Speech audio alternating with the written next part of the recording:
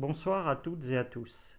J'ai décidé ce soir d'évoquer avec vous le conflit israélo-palestinien, de l'espoir des années 90 au désespoir actuel.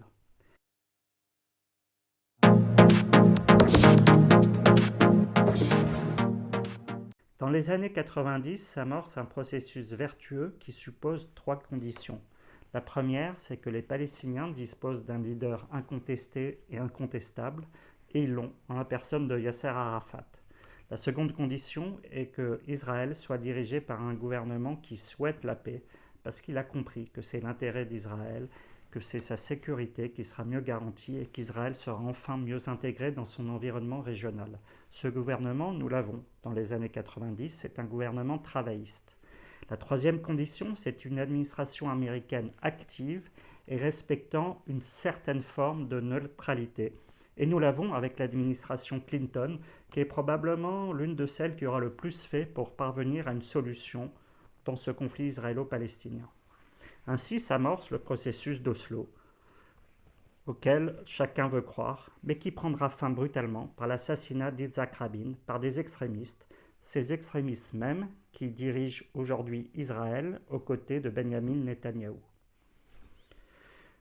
Une seconde vague, un second espoir naîtra à la toute fin du second mandat Clinton, au début des années 2000, au moment de Camp David, qui réunissent Ehud Barak, Yasser Arafat, Bill Clinton et son équipe de négociateurs, notamment Robert Malley. Nous sommes tout proches d'un accord, mais néanmoins, on n'y parvient pas. Quelques questions symboliques, sensibles, rebutent les protagonistes qui pensent l'un et l'autre obtenir davantage ultérieurement. Israël imputera la responsabilité de cet échec à Yasser Arafat. Certains iront même jusqu'à dire que s'il a été inflexible, c'est parce que la France l'y a encouragé. La réalité est que les torts sont partagés et que chacun espérait que c'était qu'une occasion manquée.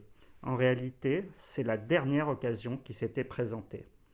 Arrive au pouvoir en Israël le Likoud, Benjamin Netanyahou, qui gagne sa première élection en 1996, mais qui va diriger le pays quasiment sans interruption jusqu'à nos jours, et son équipe.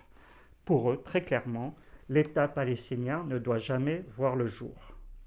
Pour que cet État palestinien ne voit pas le jour, il faut tout d'abord saper l'autorité de l'autorité palestinienne, et c'est ce qui est fait après l'assassinat d'Arafat. C'est Mahmoud Abbas qui est placé là, à la fois par les États-Unis et par Israël, dans un accord tacite, parce que Mahmoud Abbas est un homme qui n'inspire pas grande crainte et qui semble tout à fait honorable. Il remplira son rôle, la situation sera figée, rien n'avancera. Mais pour être parfaitement sûr d'arriver à cet objectif qu'il n'y ait jamais un État palestinien, il va falloir créer un rival sérieux à l'autorité palestinienne et un rival non fréquentable. C'est le Hamas, à l'origine branche palestinienne des frères musulmans, islamistes, mais ne prônant pas la violence. Le Hamas va peu à peu changer de nature et Benjamin Netanyahou en est directement à l'origine puisqu'il fera tout pour favoriser son essor et qu'il le fera même financer. Ce n'est pas moi qui le dis, c'est Ehud Barak.